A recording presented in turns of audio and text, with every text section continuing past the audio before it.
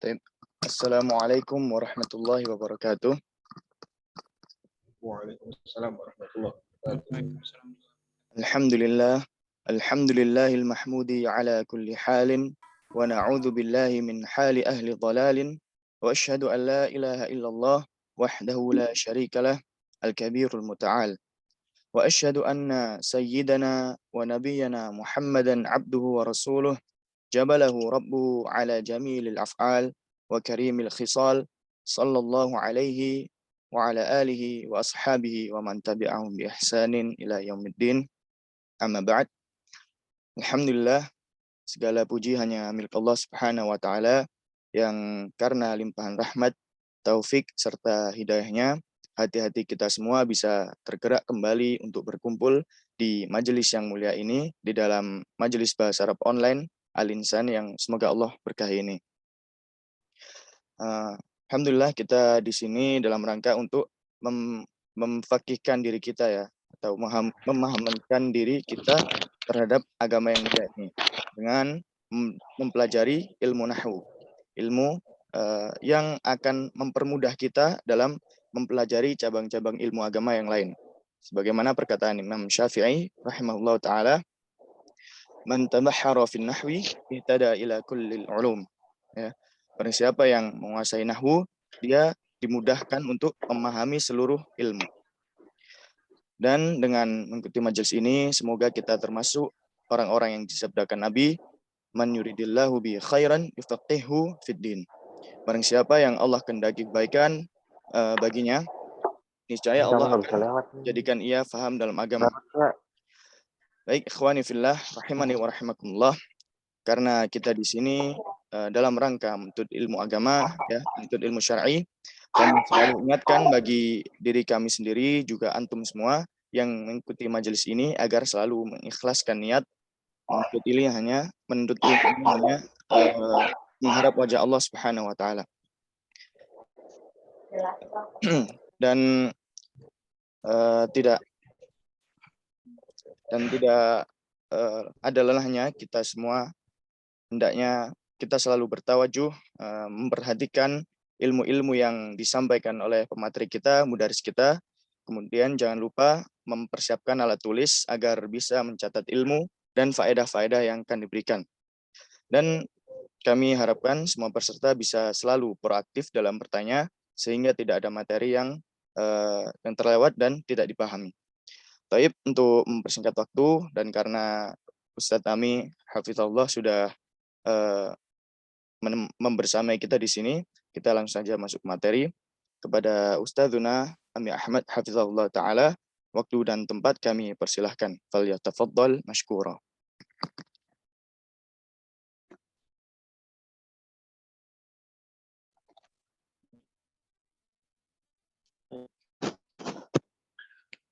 Terima kasih Ustadz Rifki Shogir. Assalamualaikum warahmatullahi wabarakatuh. Waalaikumsalam warahmatullahi wabarakatuh. Bismillah walhamdulillah. Alladzi arsala rasulahu bil huda wa dinil haqq. Yudhhirahu 'ala ad-dini kullihi walau karihal musyrikun. Asyhadu an la ilaha illallah wahdahu la syarikalah wa asyhadu anna Muhammadan abduhu wa rasuluh. Allahumma wa ala alihi wa ashabihi wa man tabi'ahum bi ihsanin ila yaumiddin. Amma ba'd.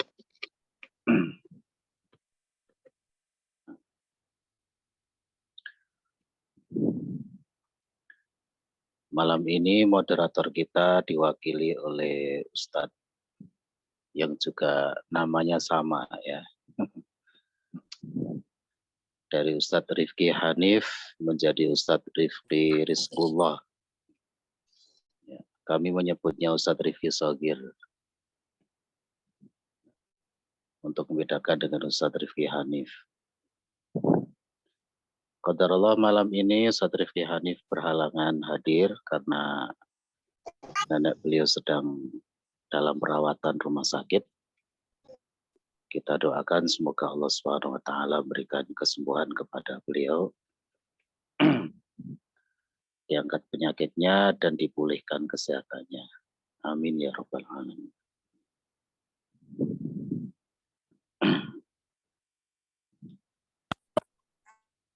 Tapi Ustadz Rifki Shogir ini juga tidak kalah luar biasa ya. Beliau ini sudah lulus dari Ma'had Umar bin Khattab, kemudian sudah lulus dari Libya Surabaya, dan sekarang juga sedang masa belajar di Stai Ali bin Abi Thalib Surabaya. Belajar bersama kami malah sudah sampai di kitab Mutamimah. Khair insyaallah.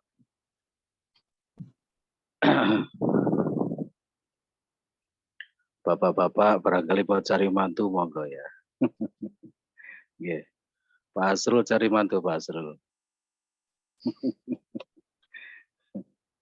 Khair insyaallah.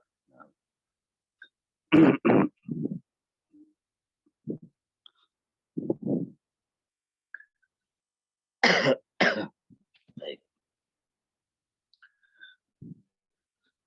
Sebelum kita masuk pada materi yang kemarin, mungkin ada beberapa hal yang perlu kita sampaikan terlebih dahulu terkait materi yang kemarin. Yang belum on cam, monggo silakan on cam. Yang belum di mute, sepertinya ada yang belum di mute, monggo supaya tertib, tidak menimbulkan suara-suara yang mengganggu, silakan di mute dulu.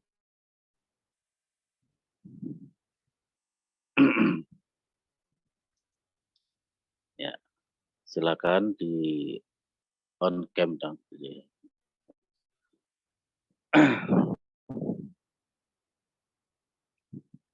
Kemarin yang bertanya tentang ma'a itu siapa? Saya lupa itu kemarin. Yang pakai kacamata kemarin. Hadir malam Gibraltar. ini. Gibraltar. Nah, Oh, Masya Allah, mabrur. Hadir ya, Gibraltar.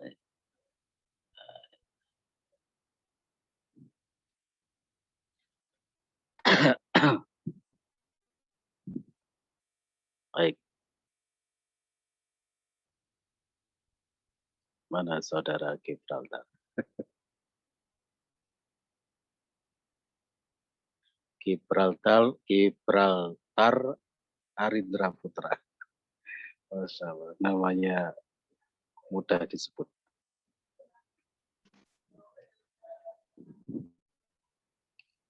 Sudah mendengarkan ya, saudara Gibraltar ya? Sudah mendengarkan? Karena ini mau ada pembahasan sedikit mengenai yang ditanyakan kemarin. Gibraltar hadir? hadir Ustadz, hadir. Ya, di on cam ya, biar kelihatan.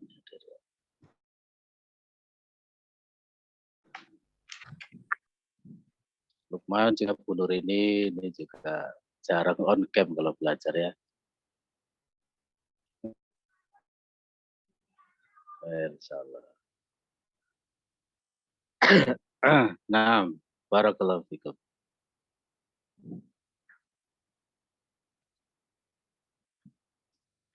Mirip Anditio Gibraltar.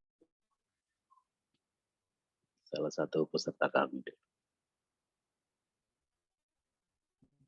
Kakaknya Ustadz Ardantio.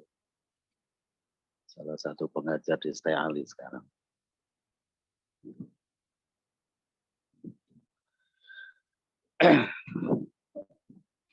Baik.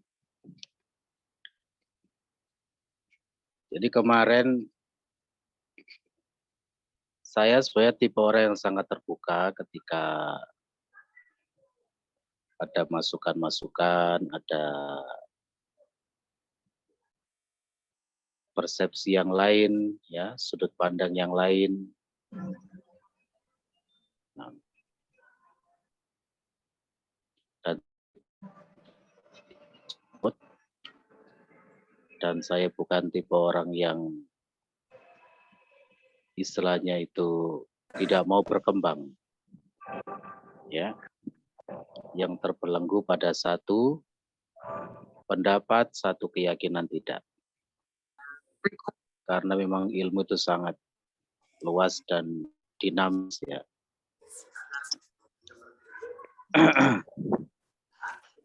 Tolong di mute dulu bagi yang belum di mute, rekan-rekan.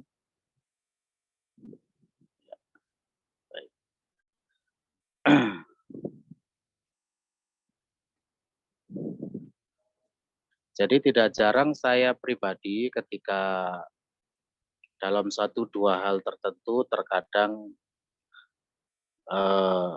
berubah pendapat, ya, berubah pendapat, dan itu sangat wajar dalam dunia ilmiah, ya, dunia keilmuan, bahkan para ulama pun begitu.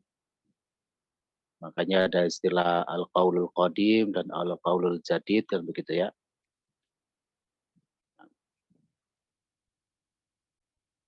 Jadi perubahan dari satu pendapat kepada pendapat yang lain itu sangat wajar selama dalam tataran ilmiah dan tidak mengada-ngada. Ya, selama dibangun di atas ilmu, dibangun di atas dalil-dalil dan pondasi yang terukur. Ya. Nah, jadi ketika kita berpegang dengan satu pendapat itu bukan sekedar berpendapat yang kosong, tapi tahu ilmunya. Begitu pula manakala kita berpindah kepada pendapat yang lain juga berdasarkan bukan sekedar katanya begitu, ya. Nah,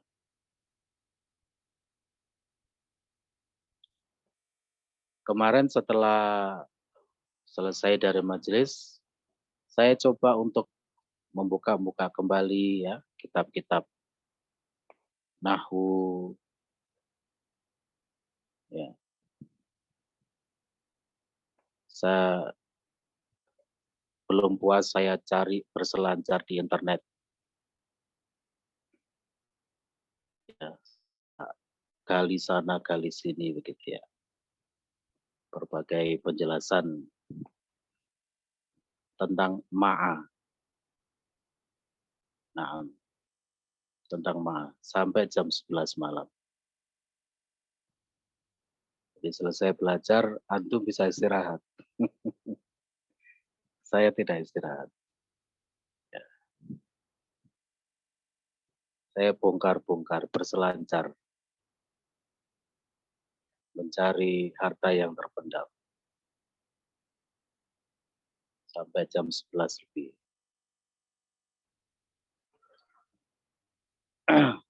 Dari berbagai banyak penjelasan, akhirnya ada beberapa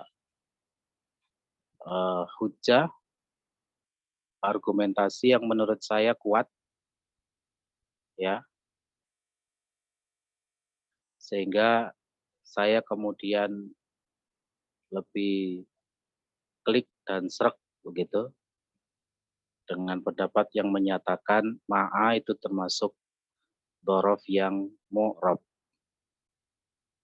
gitu, ya. Nah, tidak apa-apa, itu perkara yang biasa. Yang penting bukan perkara yang substansial, bukan perkara yang bersifat fondasi. Dan juga bukan kesalahan dalam arti yang mengatakan mabni juga ada, yang mu'rab juga ada. Tidak mengapa. Tidak mengapa. Perkara yang wajar. Tetapi dari apa yang sudah kami coba dalami kembali, ya, banyak sekali saya membuka-buka ini, ya, web-web bahasa Arab. Akhirnya saya memutuskan, ya, yang lebih saya tenang untuk meyakininya adalah ma'a termasuk dhorof yang mu'rab. Sebagaimana amama, kholfa, fauqa, tahta gitu ya. Yang awalnya adalah marfu dulu. Awalnya ya ma'un sama. Menjadi ma'a ketika digunakan dalam kalimat ya mansub dengan fathah seperti itu. Amama itu kan aslinya amamun gitu ya.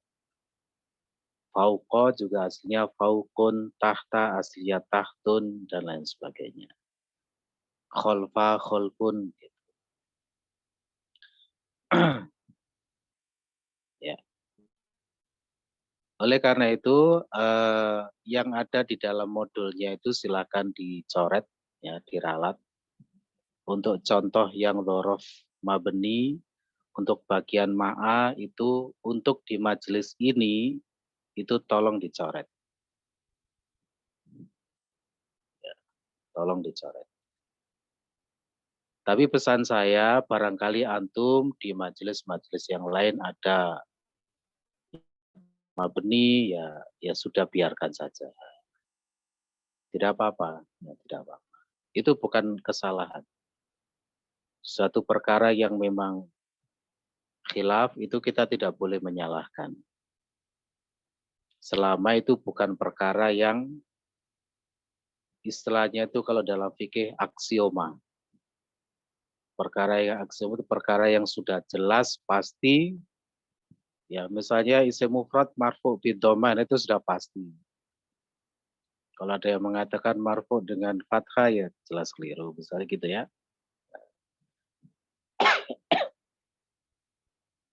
Baik.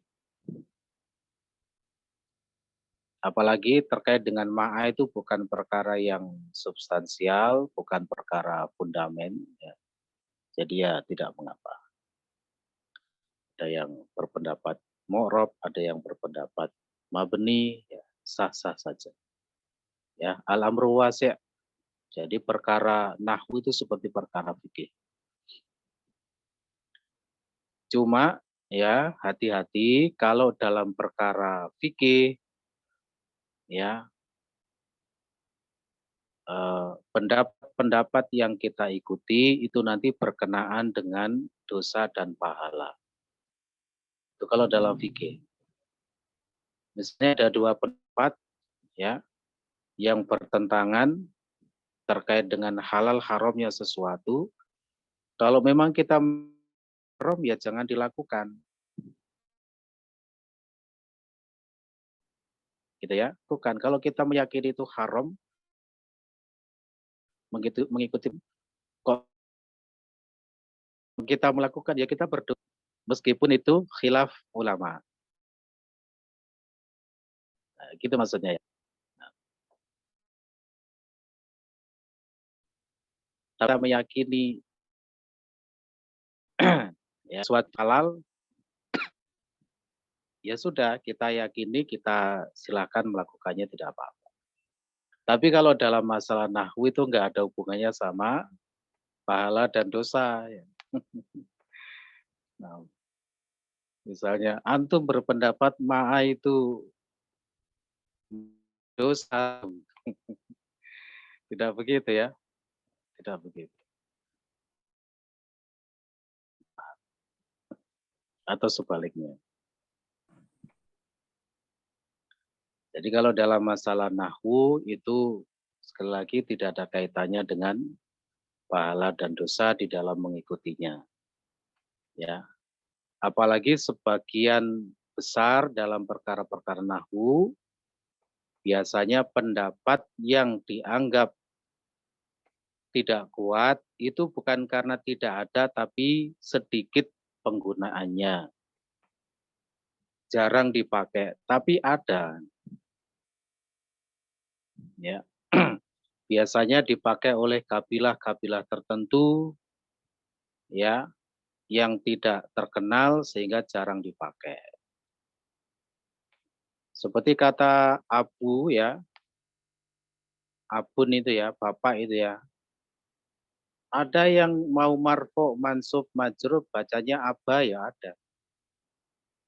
Ya, suatu kabilah yang menggunakan dialek seperti itu, lugah seperti itu. Nah, gitu. Ya, jangan disalahkan, memang itu ada di dalam bahasa Arab. Khair insyaallah. Begitu. Nah, jadi kita di dalam belajar nahwu pun juga harus memahami prinsip-prinsip ya di dalam thalabul ilmi supaya kita bisa bersikap secara arif bijaksana ya, bisa menyikapi segala sesuatunya sesuai dengan proporsinya masing-masing. Itu yang pertama. Kemudian yang kedua, yang kemarin terkait ditanyakan Pak Budi ya, Pak Budi Sabto, Ya, Ustaz. terkait dengan yaumah. Nah, itu kalau dalam nahwu ya memang kemarin belum saya terangkan itu ya. Dan memang tidak semua saya ungkapkan di buku ya, nggak habis-habis nanti. Ya, satu masalah nahwu kalau diungkapkan itu bisa banyak sekali. Jadi apa yang saya tuangkan di buku, di modul itu tidak semuanya. Ya, tidak segala sisi, semua aspek dari suatu persoalan kita tuangkan. Ya, hanya sekira dibutuhkan saja oleh pembelajar pemula sesuai dengan tahapan-tahapannya. Jadi tidak perlu heran manakala kok aspek ini belum diterangkan ya, ya memang belum gitu ya.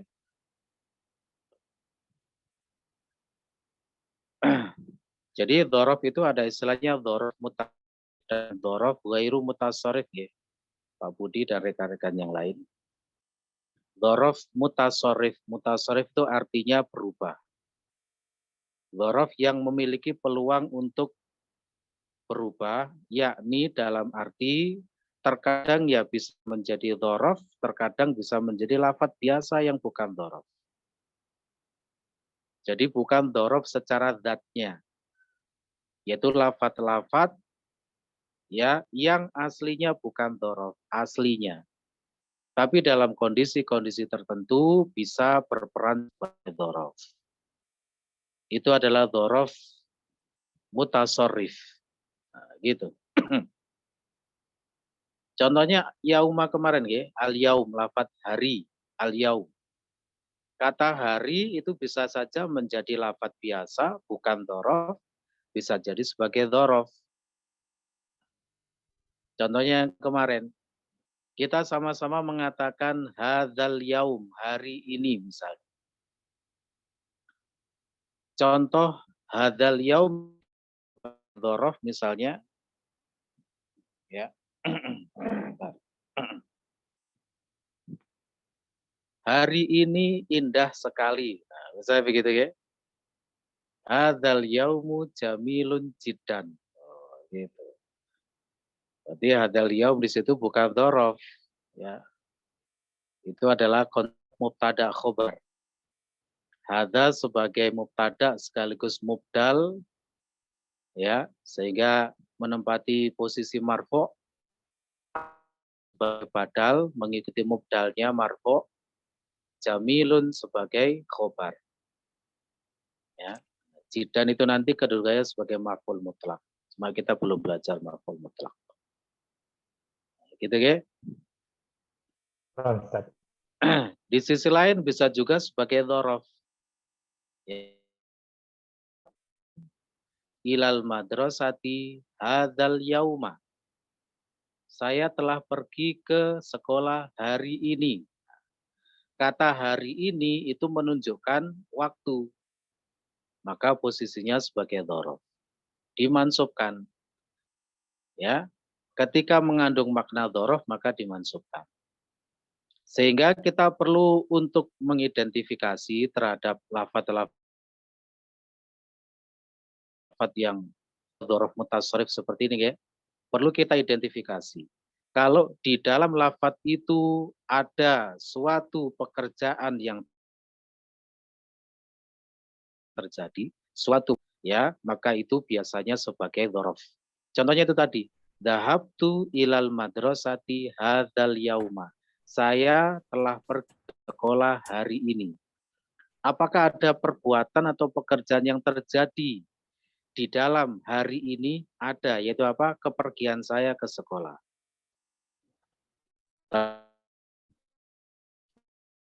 Bukan perbuatan apa-apa.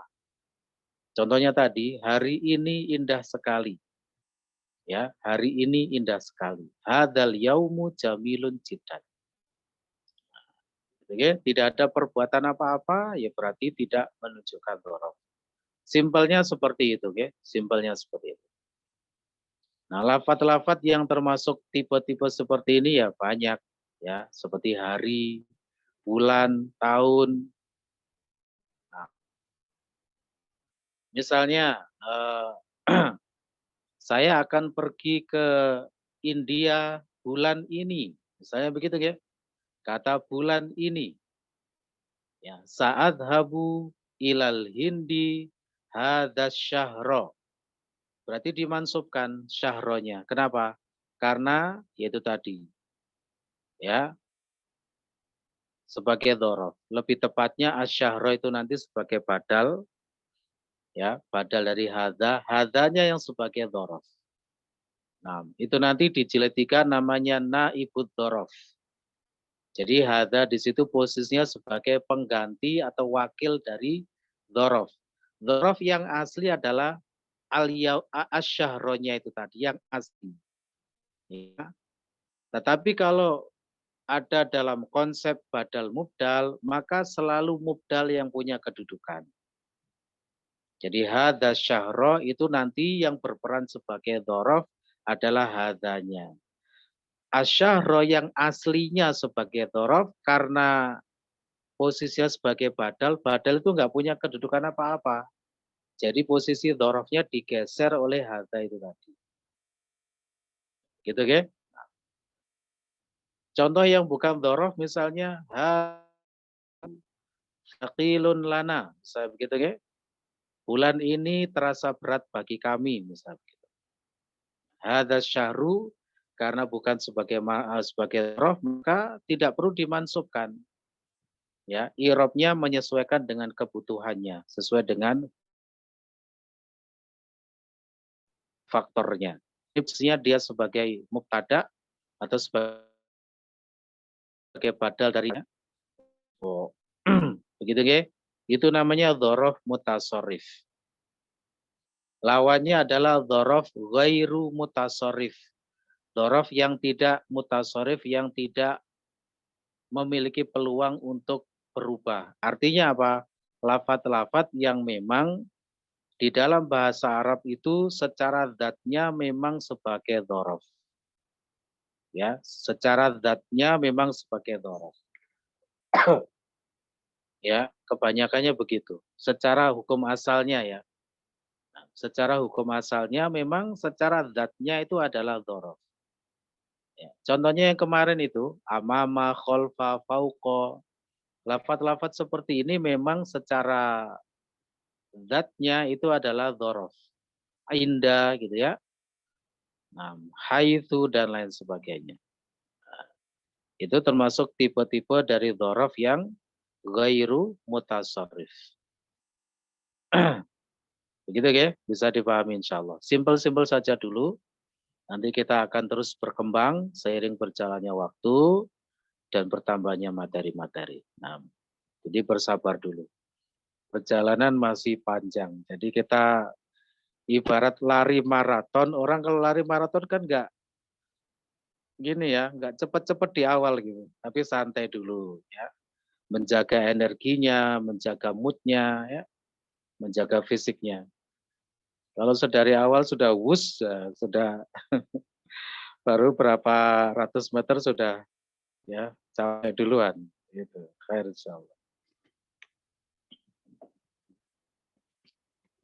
Baik, kemudian berikutnya yang kemarin sepertinya belum jelas dari Firman, ya, kemarinnya. Silakan Firman, apa kemarin yang perlu ditanyakan? Untuk rekan-rekan yang lain harap bersabar, ya. Jadi memang namanya belajar bersama-sama, saling support, saling pengertian, saling memahami. Ada yang sudah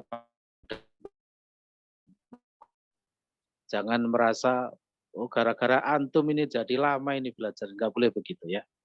Harus saling memahami. Ya, belajar bersama-sama, kita start sama-sama, finish sama-sama. Begitu insya Allah. Ya gimana Firman? Masalah menentukan mazhabnya, Ustaz. Yang belum dipahami apa kemarin ini?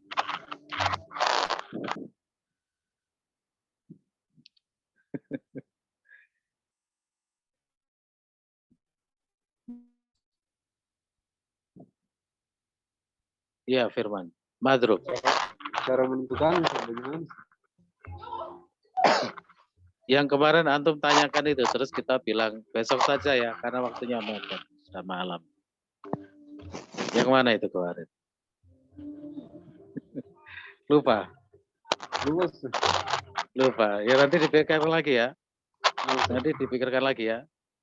Insya Allah besok pertemuan berikutnya ya ditanyakan.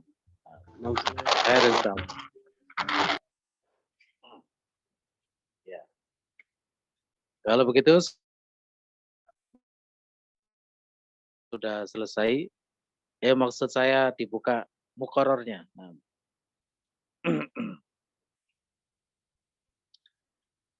Tentang pembahasan dhorof itu di poin 6 dari pelajaran 8, monggo dibuka.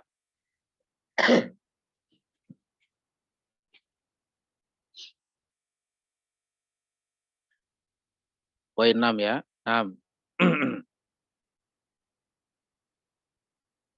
Khair insyaallah. Nah, pada poin 6 ini karena di sini berbicara seperti amama, kholfa, maka itu hakikatnya adalah materi mengenai dhorof. Memang tipikal dari kitab DL ini itu tidak secara sorih ya menjelaskan ini tentang dhorof, ini tentang badal mubdal, ini tentang idhofah, tidak begitu. Ya, tiba-tiba gitu saja ada amama, kholfa. Begitu caranya, tipikalnya ya. Khair insyaallah. Oleh karena itu, guru yang mengajarkan kitab DL itu harus pandai-pandai untuk menangkap ya pesan dan intisari apa yang perlu disampaikan kepada ya para pembelajarnya. Gitu. Jadi bukan hanya membaca saja, tapi harus dijelaskan apa yang kira-kira bisa diambil dari materi ini, apa yang bisa ambil dari kaidah-kaidahnya begitu. Ya, nah seperti yang kemarin yang poin 5 kan tidak ada tulisan ini isim maksur begitu ya, tidak ada. Insyaallah. Nah, guru harus bisa menjelaskan. Oh ini tentang isim maksur, ya. Kemudian yang poin 6 itu tentang dhorof, gitu ya. Kemudian guru sendiri yang harus menjelaskannya panjang lebar sesuai dengan kebutuhan. Baik. Beda seperti kitab misalnya Al-Muyassar kan memang secara sorih, ya. Huruf jar sekian, ini. Ya. Mubtada khobar itu begini, definisinya begini, begitu kan. Kalau kitab Al-Muyassar ya. Dan mungkin kitab-kitab yang lain seperti Matan Ajurumiyah itu ya. Tapi kalau DL tidak begitu.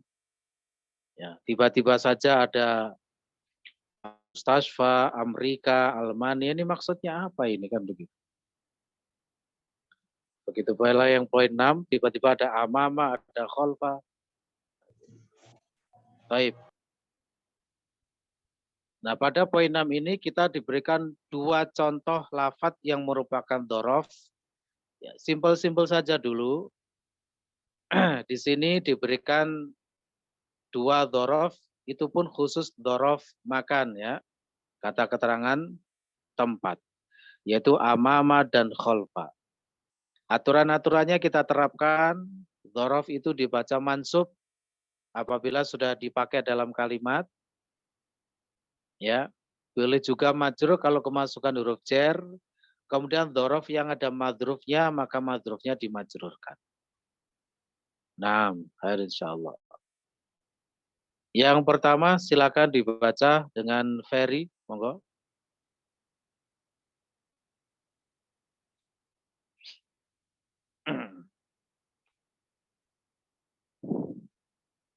Silakan Ferry.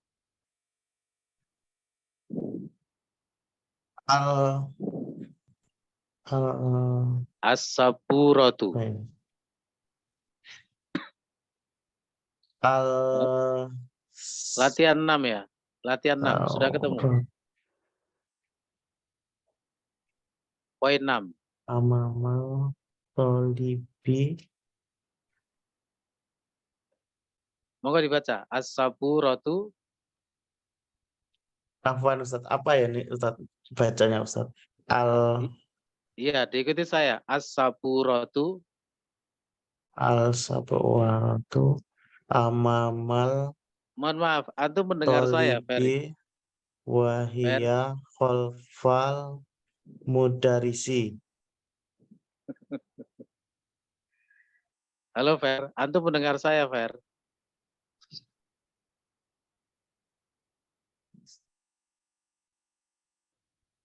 Halo, Ferry. Bisa mendengar saya? Oh, sepertinya ini ya. Ngapunten, rekan-rekan yang lain mendengar saya, ge? Bisa mendengar, ge? Ustaz. Oh, berarti mungkin gangguan dari Ustaz. Ferry ya. Harus dulu ya. Iya, baik. Mungkin Pak Geri mawon, Pak Geri. Monggo silakan Pak Geri. Ya Ustaz. As-saburatu amama tolibi wahia kolfal mudarisi. Papan tulis itu di depan murid dan dia di belakang guru. Baik.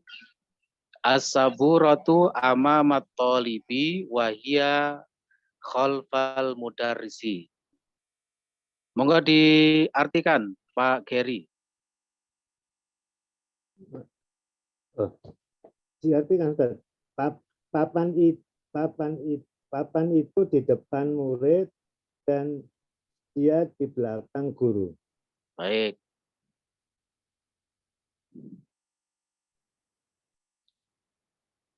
Oh. Oke. Papan tulis itu di depan murid dan dia di belakang guru. Nah, khair insyaallah. Oke. Amamat tolibi. Nah, itu syahidnya ya, sebagai dhorof madruf. Amama sebagai dhorofnya. At-tolibi sebagai madrufnya. Khalfal mudarisi juga begitu. Khalfa sebagai dhorof. Al-mudarisi sebagai madrufnya. Khair insyaallah.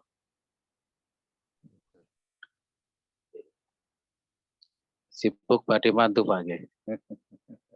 Pak Geri nggih. Ustaz, besok Sabtu. Oke. Semoga dimudahkan Pak nggih Iya, semua urusannya. silakan Ustaz. Khair insyaallah.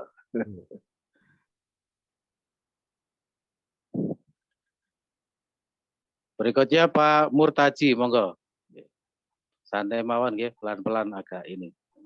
Nomor 2 nggih Ustaz. Nggih, monggo silakan.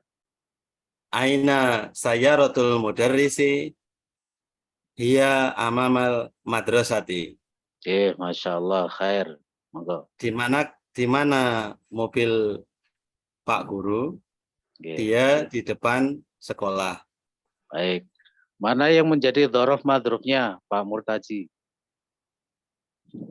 Amamal madrasati. Baik, leres. Sayaratul mudarrisi konsep apa, Pak Murtaji? Konsep idhofah, Ustaz. Idhofah, betul. Masya Allah, mabruk. Iya, amamal madrasati. Secara keseluruhan konsep apa, Pak Murtaji? Mubtada khobar. Mubtada khobar, Masya Allah. Wah, sudah ahlinya nih Pak Murtaji ini ya.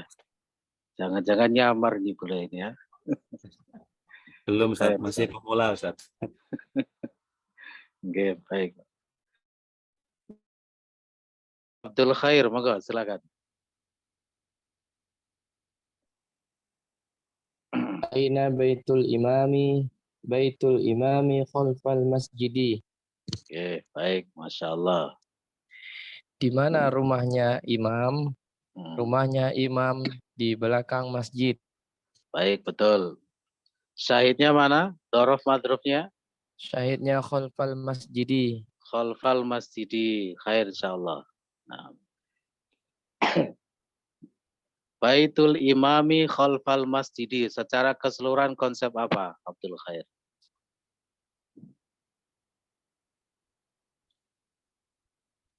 Mubtada khobar.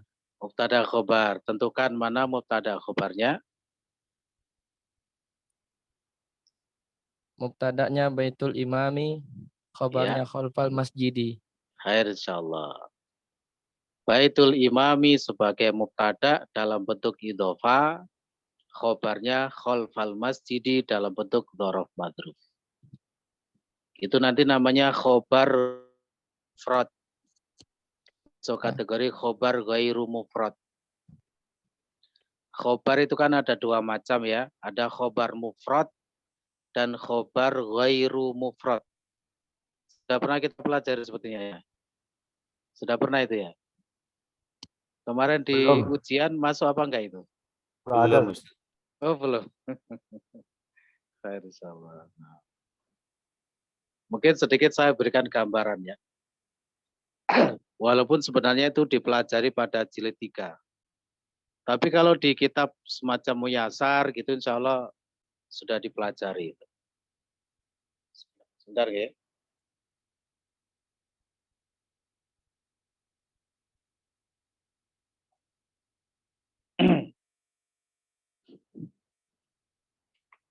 Jadi khobar itu secara garis besar ada dua macam.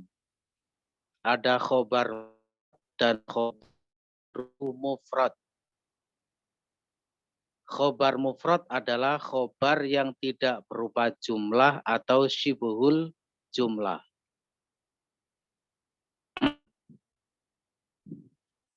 Jadi khobar mufrad adalah khobar yang tidak berupa jumlah atau syibhul jumlah.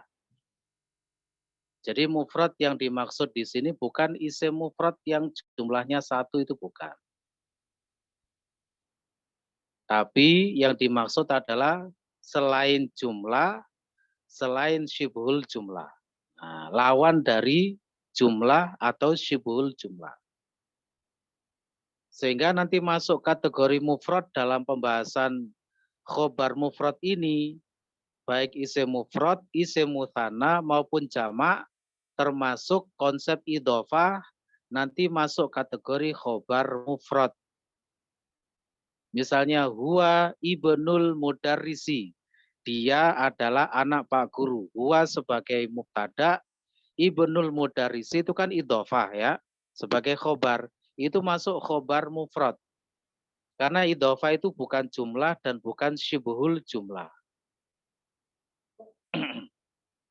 Ya, itu namanya khobar mufrad. Misalnya at-thalibu jadidun, murid itu baru. Nah, kata jadidun sebagai khobar namanya khobar mufrad. Yang penting tidak dalam bentuk jumlah atau syibhul jumlah, ya, itu namanya khobar mufrad. Dan yang kedua adalah khobar ghairu mufrad. Ya, kalau antum pengen nulis barangkali dari khobar ghairu mufrad dikasih 2 cabang panah gitu ya, supaya menjadi bagan-bagan begitu. Dikasih 2 cabang panah. Yang pertama ya jumlah gitu ya, berupa jumlah. Cabang yang kedua berupa syibhul jumlah. Nah, gitu.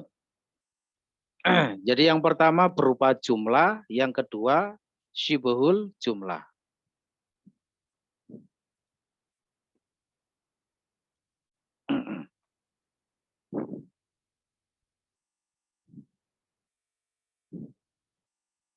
Kemudian berikutnya, jadi khobar ghairu mufrad itu adalah khobar yang berupa jumlah atau syibhul jumlah. Jumlah tadi diberi 2 cabang lagi. Yang pertama adalah jumlah ismiyah. yang kedua jumlah fi'liyah. Nah, gitu. Jadi di dalam khobar itu ada jumlah lagi, maksudnya begitu. Bisa berupa jumlah ismiyah atau jumlah fi'liyah. Kemudian yang syibul jumlah itu yang dimaksud adalah jar majrur dan dhorof madruf. Itulah yang dimaksud dengan syibhul jumlah. Yaitu jar majrur dan dhorof madruf.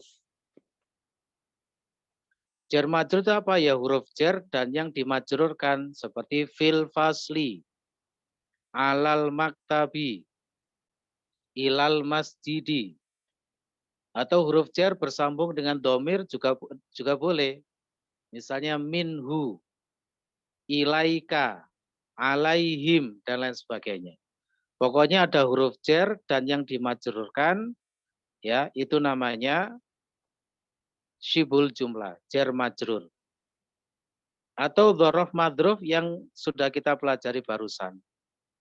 Amamal masjidi, khalfal madrasati, indal mudiri, dan lain sebagainya. Yang penting ada dhorof dan yang didhorofi itu namanya dhorof madruf, masuk kategori syibhul jumlah. Nah, syibhul jumlah itu nanti masuk kategori kalau sebagai khobar, masuk kategori khobar ghairu mufrad. Ya, misalnya at-thalibu fil fasli, murid itu di dalam kelas. Nah, fil fasli sebagai khobar. Khobar ghairu mufrad kategori syibhul jumlah. Ar-rajulu amamal masjidi, laki-laki itu di depan masjid. Ar-rajulu sebagai mubtada, amamal masjidi sebagai khobar dalam bentuk dhorof madruf, berarti juga masuk kategori khobar ghairu mufrad. Kategori syibhul jumlah. Begitu ya. Nah, nanti syibhul jumlah itu akan muncul lagi pembahasannya pada materi mubtada muakhar khobar muqaddam. Ya, nanti masih agak lama nanti ya. Nah, kita akan belajar konsep mubtada muakhar khobar muqaddam. Salah satu unsur yang diperlukan adalah syibhul jumlah itu tadi. Jadi diingat-ingat ya. Syibhul jumlah adalah jar majrur dan dhorof madruf. Begitu. Jadi wacana ini aja dulu ya. Nah, sebagai wacana dulu. Bisa difahami? Ada yang ditanyakan barangkali terkait materi ini sebelum dilanjut? Kalau yang khobar berupa jumlah ismiyah misalnya gini. Zaidun abuhu mudarrisun. Zaid ayahnya seorang guru. Nah, gitu ya. Zaidun sebagai mubtada, abuhu mudarrisun sebagai khobar dalam bentuk apa? Jumlah ismiyah. Jumlah ismiyah itu hanya apa kemarin? Mubtada khobar. Jadi mubtada khobar, khobarnya berupa mubtada khobar. Nah, gitu ya. Jadi apa? Kalau pelajaran matematika begitu ya. Nah, yang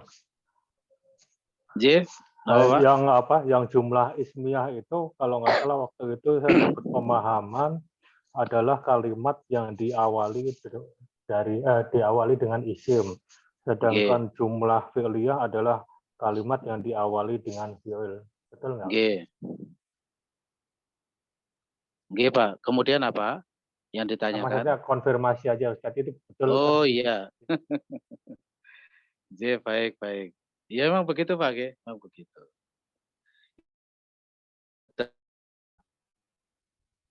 Ya, nah. Tapi nanti kalau kita sudah belajar DL3, jilid 3, ya, definisi jumlah ismiyah tidak sesederhana itu. Nah. Baik. Tapi ya nanti saja dulu ya. Ustaz. Jadi sekali lagi, Zaidun abuhu wazirun. Zaidun sebagai mubtada, abuhu wazirun ini sebagai khobar, yang mana khobarnya berupa mubtada khobar juga. Abuhu sebagai mubtada. Oh tadi apa contohnya? Mudarisun ya, ngapunten. Abuhu mudarisun. Abuhu sebagai mubtada, mudarisun sebagai khobar. Di mana abuhu mudarisun ini sebagai khobar dari Zaidun itu tadi. Itu namanya khobar yang berupa jumlah ismiyah. Kalau yang berupa jumlah fi'liyah bagaimana? Misalnya Zaidun dhahaba ilal masjidi. Ya, seperti itu juga boleh. Jadi Zaidun itu sebagai mubtada, dhahaba ilal masjidi itu sebagai jumlah fi'liyah. Jumlah fi'liyah itu ada fi'il dan fa'ilnya. Dhahaba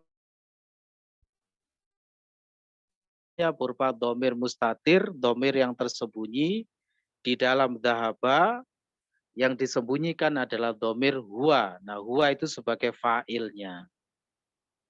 Ilal masjid itu nanti setelahnya muta'alif. Atau kalau ingin jumlah fi'liyah yang ada domir yang menjadi robit. Domir robit itu domir yang kembali kepada mubtada'nya. Misalnya begini. Zaidun dhahaba abuhu ilal masjidi. Zaid, ayahnya telah pergi ke masjid. Nah, gitu ya. Zaidun sebagai mubtada, dhahaba abuhu ilal masjidi sebagai khobar. Ya, dhahaba sebagai fi'il, abuhu sebagai fa'il. Dhahaba abuhu ilal masjidi ini keseluruhannya sebagai khobar dari Zaidun. Di mana khobarnya itu berupa jumlah fi'liyah. Gitu ya, itu contoh ya item-item itu tadi. Bahasanya khobar, sekali lagi kesimpulannya, khobar itu secara garis besar dan khobar ghairu mufrad. Khobar mufrad adalah khobar yang tidak berupa jumlah maupun syibhul jumlah. Jadi bisa masuk di dalamnya isim mufrad, isim mutsanna, isim jamak, termasuk idhofah itu masuk kategori khobar mufrad. Dan yang kedua adalah khobar ghairu mufrad, masuk di dalam ini. Khobar ghairu mufrad ada dua versi, yaitu jumlah dan syibhul jumlah. Jumlah ada dua macam, jumlah ismiyah dan jumlah fi'liyah. Kemudian syibhul jumlah juga begitu, ada jar majrur dan dhorof madruf. Bisa dipahami ya? Baik, sekarang kita lanjutkan dulu yang nomor 4 dengan saudara Agus Suprapto, monggo silakan.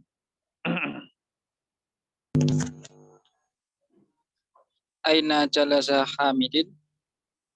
Jalasa khalfa Mahmudin. Coba diterjemahkan dulu, nanti kita koreksi, monggo. Di mana tempat duduk Hamid? Bukan tempat duduk, jalasa itu fi'il, perbuatan. Artinya duduk. Di mana Hamid duduk? Di mana Hamid duduk? Duduknya di depan Mahmud. Gitu, Ustaz. Iya, di mana Hamid duduk, dia duduk. Khalfa artinya apa? Oh, di belakang. Di belakang Mahmud. Belakang Mahmud. Dia duduk di belakang Mahmud.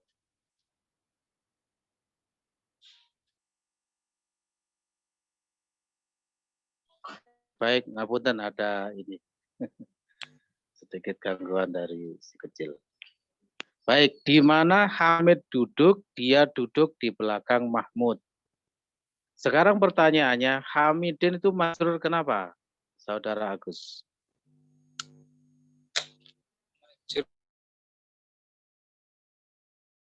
Karena Nah, hamid di situ kedudukannya sebagai fa'il, yaitu pelaku perbuatan dari jalasa. Gitu ya. Di mana fa'il itu i'rabnya selalu marfu', termasuk kedudukan pakem. Sudah pernah kita singgung ketika kita membahas mengenai badal mubdal itu ya. Sudah kita berikan beberapa contoh kedudukan pakem. Marfu, khobar selalu marfu, fa'il selalu marfu, maf'ulun bi selalu mansub, mudhof ilaih selalu majrur. Fa'il itu adalah pelaku perbuatan. Ya, dirasakan maknanya. Siapa yang berbuat, itulah fa'ilnya. Nah, gitu ya. Di mana Hamid duduk, siapa yang duduk? Hamid. Berarti Hamid itu sebagai fa'il. Yang lain. Karena merupakan kedudukan pakem. Monggo diulang lagi bacanya, silakan. Aina jalasa Hamidun. Baik. Jalasa khalfa Mahmudin. Baik, ya. Begitu ya. Khair insyaallah. Jadi kalau tidak ada faktor atau amil yang membuat majrur, jangan dibaca majrur. Gitu ya. Nah, khair insyaallah. Kan tidak ada huruf jar ya. Bukan mudhof ilaih, kan begitu. Jadi jangan dibaca majrur. Nah, khair insyaallah. Terakhir, Saudara Anas, silakan Anas, monggo. Nomor 5, zahaba Ammarun ilal masjidi wajalasa amamal mihrabi. Betul, Masya Allah. Diartikan. Ammar pergi ke masjid dan duduk di depan mihrab. Betul, khair insyaallah. Dhahaba Ammarun ilal masjidi wajalasa amamal mihrabi. Ammar telah pergi ke masjid dan duduk di depan mihrab. Sama seperti tadi, Ammarun kedudukannya sebagai fa'il dari dhahaba. Ya, nah. Prinsipnya setiap fi'il pasti sudah mengandung fa'il. Itu prinsip. Setiap fi'il mau model kayak apapun itu pasti sudah mengandung fa'il. Ya, nanti pada jilid 2 akan kita belajar mengidentifikasi fa'il. Bagaimana cara mencari fa'il? Langkah pertama dilihat apakah isim dzahir yang berkedudukan sebagai fa'il. Misalnya di situ, dhahaba Ammarun, oh ya, Ammarun sudah ketemu. Sebagai fa'ilnya berupa isim dzahir, ya sudah selesai, aman. Tidak perlu nyari-nyari lagi. Gitu ya. Baik. Misalnya nggak ketemu ini, nggak ada isim dzahir yang berkedudukan sebagai fa'ilnya, maka pasti fa'ilnya berupa dhamir. Itu pasti. Kalau tidak ketemu yang berupa isim dzahir, maka pasti berupa dhamir. Kalau fa'ilnya berupa dhamir, maka ada dua kemungkinan. Dhamir yang bariz, pakai Z ya, bariz, artinya dhamir yang tampak, atau dhamir yang mustatir. Mustatir itu tersembunyi. Ya, mustatir itu artinya tersembunyi. Dhamir yang baris itu biasanya dalam bentuk huruf-huruf yang berkedudukan sebagai fa'ilnya. Kalau pada fi'il madhi misalnya dhahabtu, dhahabta, dhahabti, ya, dhahabna, dhahabna, dan lain sebagainya. Huruf-huruf itulah nanti yang berkedudukan sebagai fa'il. Misalnya dhahabtu ilal masjidi. Tu-nya itu nanti sebagai fa'il. Nah, tu itu merupakan dhamir baris. Dhamir yang tampak. Ya, nah gitu. Itulah sebagai dhamir baris yang berkedudukan sebagai fa'ilnya.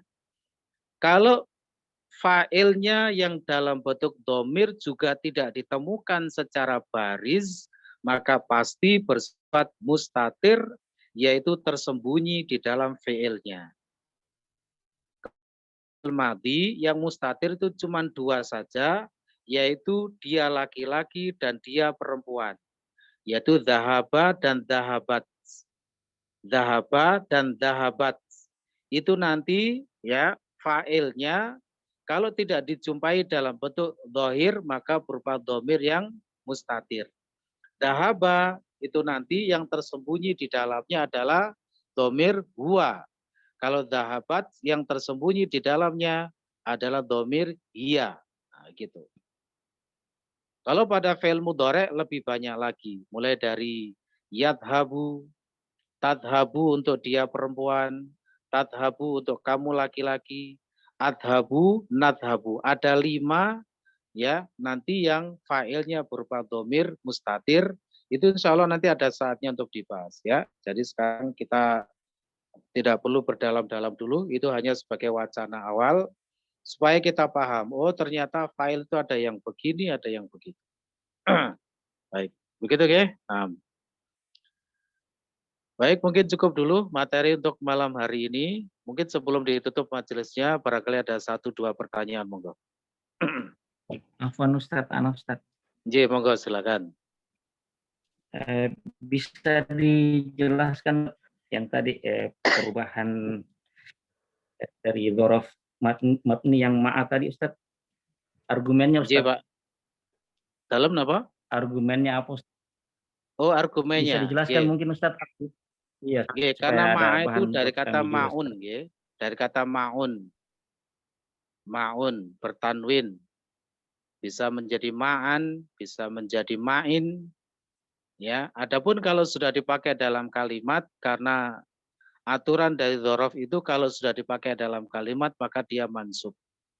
Jadilah ma'a. Nah, ma'a itu mansub. Gitu ya. Ma'a itu mansub. Sama seperti amama khalfa itu ya. Itu mansub namanya. Begitu ya? Nah.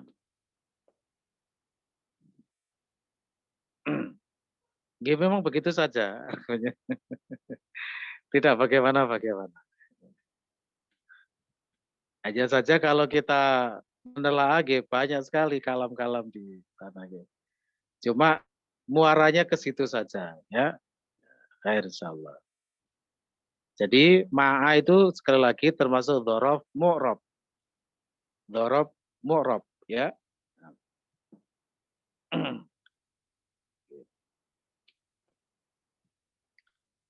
Cuma kita itu kan seringnya dengarnya kan ma'a gitu saja ya, karena ya memang ma'a itu kalau sudah dipakai dalam kalimat ya bunyinya memang ma'a. Kita hampir tidak pernah mendengar kata ma'u atau ma'i. Kecuali ma'i yang bersambung dengan ya mutakalim jadinya ma'i bersamaku.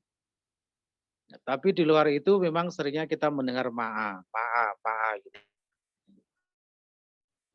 Tapi aslinya itu adalah dzaraf yang mu'rab. Gitu ya. Baik. Ada lagi monggo silakan.